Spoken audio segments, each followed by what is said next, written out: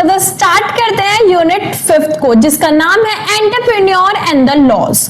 अब हम सबसे पहला टॉपिक इसमें करने वाले हैं पार्टनरशिप लॉस। अब पार्टनरशिप लॉस क्या होते हैं, सबसे पहले हम समझेंगे पार्टनरशिप क्या होती है। तो पार्टनरशिप का मतलब होता है जब दो या दो से ज्यादा लोग मिलके आपस में कोई बिजनेस क्या करते हैं, स्टार्ट करते हैं, आपस में एग्री करते हैं किसी भी बिजनेस के लिए और आपस में क्या शेयर करते हैं, कोई भी प्रॉफिट शेयर करते हैं, उसको हम बोलते हैं पार्टनरशिप। अब पार्टनरशिप डीड क्या होता है?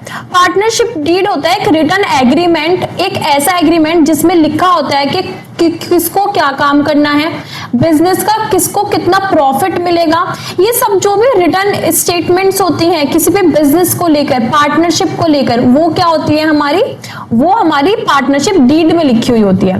ये जरूरी तो नहीं होता है, बट हाँ किसी भी चीज के लिए इंपॉर्टेंट होता है, एक पार्टनरशिप के लिए इंपॉर्टेंट होता है।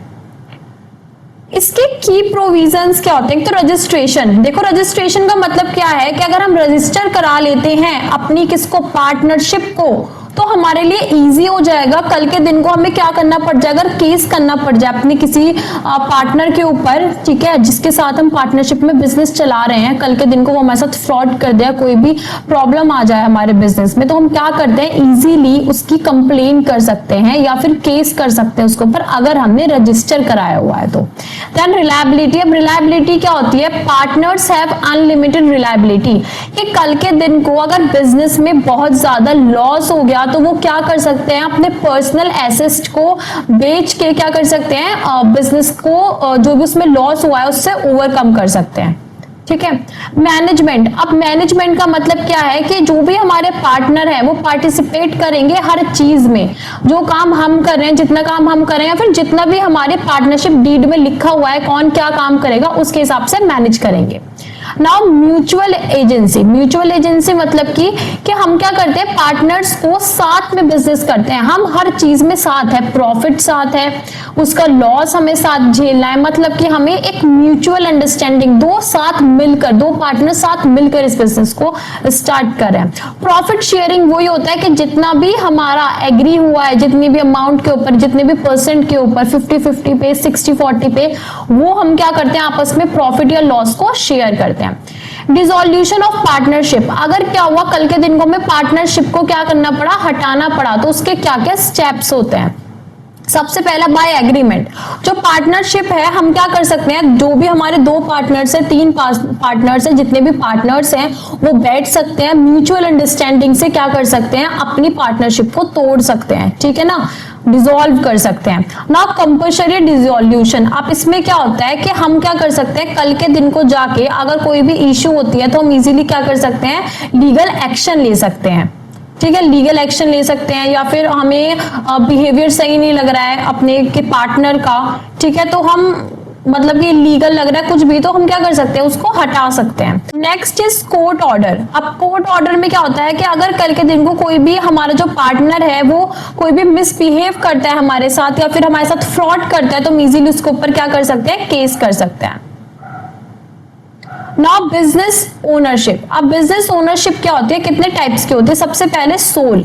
सोल मतलब कि सिंगल, इंडिविजुअल, कोई सिंगल अपना बिजनेस क्या कर रहा है, स्टार्ट कर रहा है, उसको हम क्या बोलते हैं, सोल पार्टनरशिप बोलते हैं। मतलब इसकी डेफिनेशन है, कोई जैसे कि आपने देखा होगा चाय के ठेले या फिर कोई छोटी परचून की दुकान, तो वो क्या है, पार्टनरशिप में नहीं है, वो किसी इंडिविजुअल ने अपना बिजनेस स्टार्ट किया है, तो उसको हम सोल बिजनेस बोलते हैं।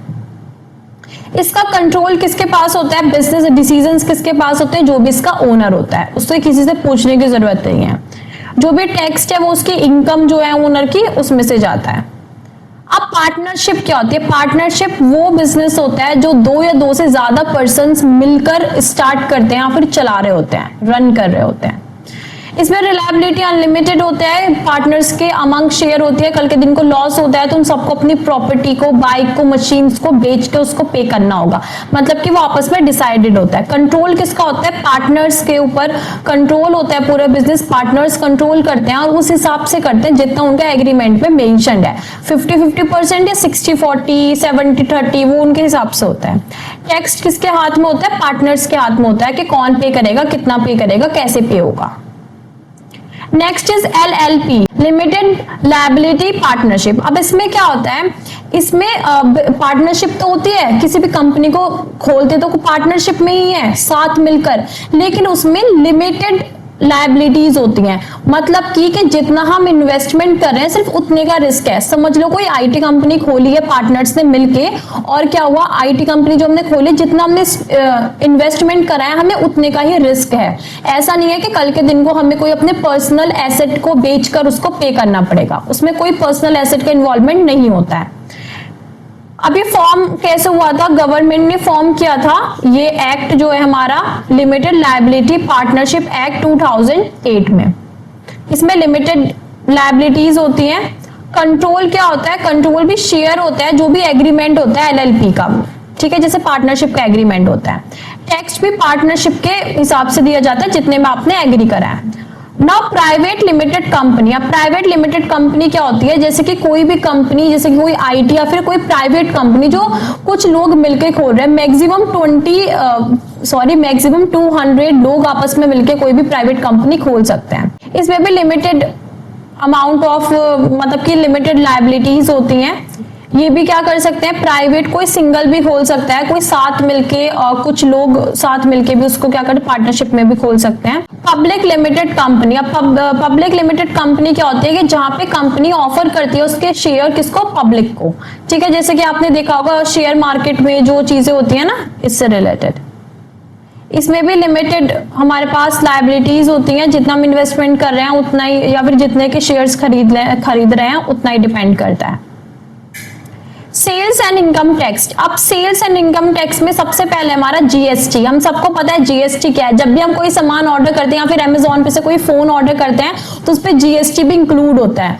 या फिर हमने कोई भी अपनी शॉप खोली है उसमें से भी हमें क्या करना पड़ता है, जीएसटी पे करना पड़ता है जब भी हम कोई प्रोडक्ट खरीदते हैं या फिर हम कोई एक्सपोर्ट करते हैं, सामान इंपोर्ट करते हैं, मतलब हर जगह पे जीएसटी लगता है। पहले क्या होता था, अलग अलग टैक्स होते थे बहुत सारे, लेकिन अब उन सबको हटा के सिंगल टैक्स रखा है, वो क्या होता है हमारा जीएसटी। जीएसटी किसको जाता है, गवर्नमेंट को जाता है, ठीक है। अब वो गवर्नमेंट के भी आपस में शेयर होता है, सेंट्रल गवर्नमेंट के स्टेट गवर्नमेंट पे, वो डिपेंड करता है कि कौन सा टैक्स और किस चीज पे लग रहा है। अब इसके अलग अलग रेट होते हैं, जैसे कि 0%, 5%, 12%, 18%, 28%। और रजिस्ट्रेशन भी बहुत जरूरी होता है, जब भी हम कोई बिजनेस स्टार्ट करें पहले हमें रजिस्टर कराना पड़ता है, जीएसटी नंबर खरीदना पड़ता है। अब इनकम टैक्स क्या होता है, इनकम टैक्स होता है जो गवर्नमेंट टैक्स, मतलब ये जो हमारा जीएसटी होता है ना, ये हमारा इनडायरेक्ट टैक्स होता है। इनडायरेक्ट, ये जो टैक्स है हमारा ये इनडायरेक्ट होता है, ठीक है। लेकिन जो हमारा इनकम टैक्स है, जो इनकम टैक्स है हमारा, वो क्या होता है, हमारा डायरेक्ट टैक्स होता है, जो कि हमारे किसके, अर्निंग के ऊपर, इनकम के ऊपर लगता है। ये डिपेंड करता है कि हमारी इनकम कितनी है, जो टैक्स का रेट है वो डिपेंड करता है कितनी हमारी इनकम है। 5 लाख है, 10 लाख है, 20 लाख है, 30 लाख है, उस हिसाब से, उस परसेंट के हिसाब से टैक्स लगता है। Now next is workman compensation act. अब वर्कमैन कंपनसेशन एक्ट का मतलब क्या होता है कि इस एक्ट में क्या है कि अगर कोई भी वर्कर है और वो कंपनी में उस टाइम पे वर्क कर रहा है और उसके कोई चोट लग जाए, इंजरी हो जाए, तो उसको क्या मिलता है, कंपनसेशन प्रोवाइड कराती है कंपनी, उसकी सैलरी पूरी देती है और उसको एक्स्ट्रा पैसे देते हैं हॉस्पिटल के भी, और जो भी मतलब कि ये हर कंपनी पे डिपेंड करता है, लेकिन ये समझ लीजिए कि उसको कंपनसेशन एक अमाउंट मिलता है अगर उसको कोई भी इंजरी हो जाती है तो वर्क करते दौरान। ये नहीं है कि कंपनी के बाहर हो रहे, नहीं, अगर वो कंपनी में है और कंपनी में ही उसके वर्क करते हुए या फिर किसी फैक्ट्री में उसके चोट लग जाती है तो उसको कंपनसेशन प्रोवाइड किया जाता है। इसके की प्रोविजन क्या है, एम्प्लॉयज लायबिलिटी। अब क्या होता है कि जो भी इंजरीज है उसको हमें कंपनसेशन प्रोवाइड कराते हैं, पे करते हैं उसको, ठीक है। कंपनसेशन कैलकुलेशन ये बेस होता है किसके ऊपर, कि कैसी चोट लगी है, कितना उसके वेजेस है, ठीक है, कितनी हमें उसको देना चाहिए कंपनसेशन, वो डिपेंड करता है, हर कंपनी का अलग अलग होता है।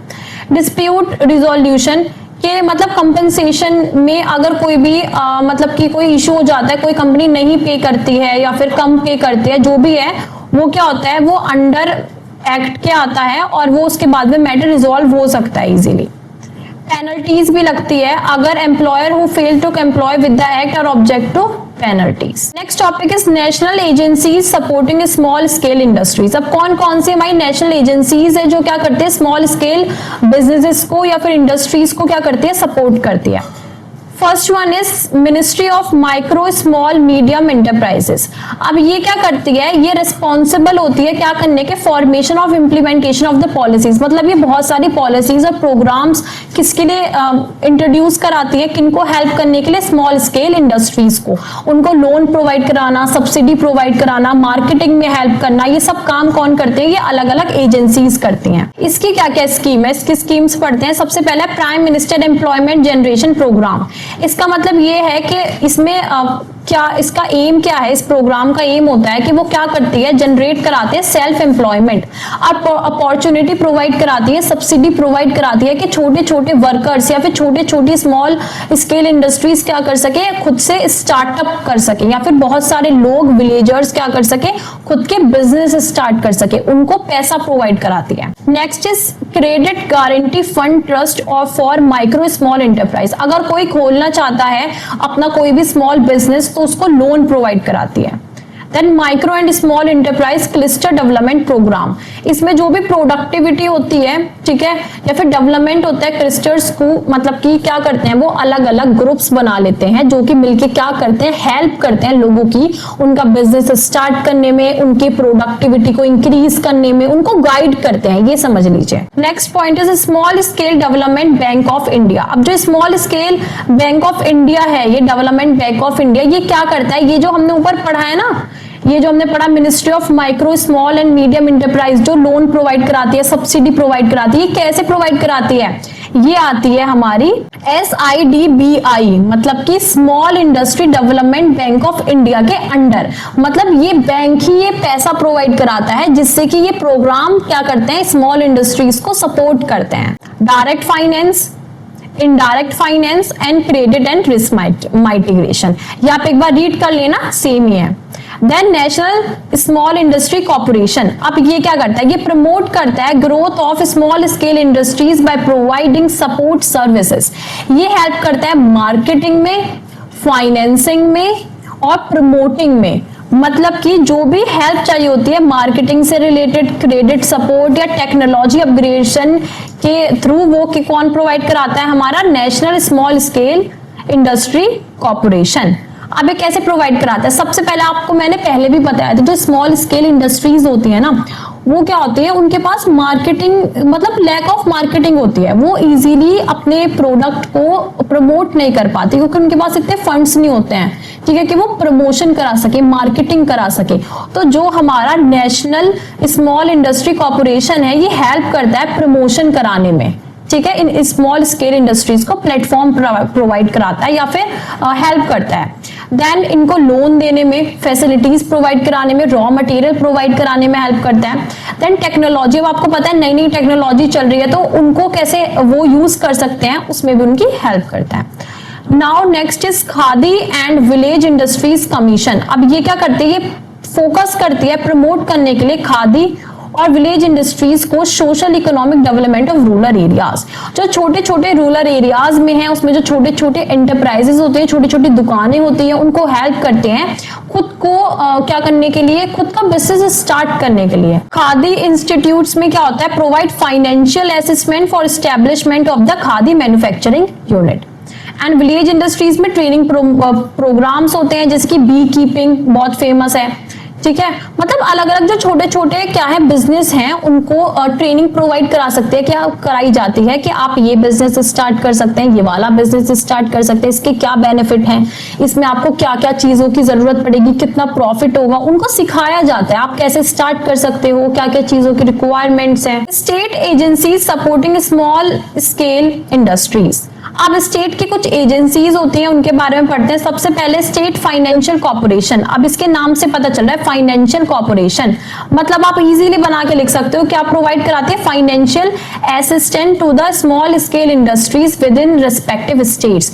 स्टेट के अंदर ही अंदर जो छोटे छोटे स्मॉल स्केल इंडस्ट्रीज हैं, उनको क्या कराती है, फाइनेंशियल सपोर्ट प्रोवाइड कराती है।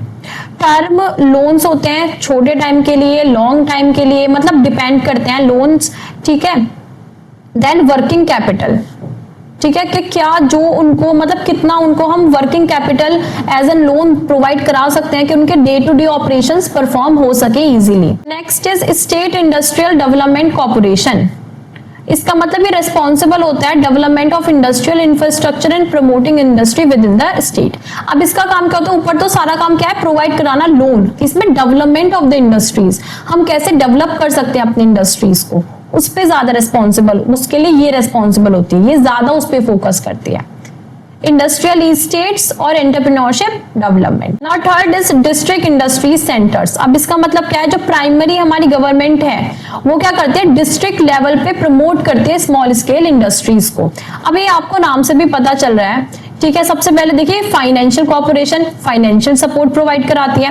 इंडस्ट्रियल डेवलपमेंट, ये हेल्प करते हैं स्मॉल स्केल इंडस्ट्रीज के डेवलपमेंट में, प्रमोट कराती है, जैसे कि entrepreneurship development. Third is district industry, तो ये क्या करता होगा, डिस्ट्रिक्ट लेवल पे प्रोवाइड कराता है, डिस्ट्रिक्ट लेवल पे प्रमोट कराता है स्मॉल स्केल इंडस्ट्रीज को, जैसे कि रजिस्ट्रेशन कराना, ठीक है, लाइसेंस प्रोवाइड कराना। किसी भी कंपनी जब कोई स्टार्ट होती है रजिस्ट्रेशन बहुत जरूरी होता है, लाइसेंस उनके पास होना जरूरी होता है वरना बंद हो जाती है कंपनी, ठीक है। फाइनेंशियल असिस्टेंट के आप कहां से लोन ले सकते हो, कैसे लोन मिलेगा, ठीक है, ये सब टेक्निकल सपोर्ट प्रोवाइड कराती है।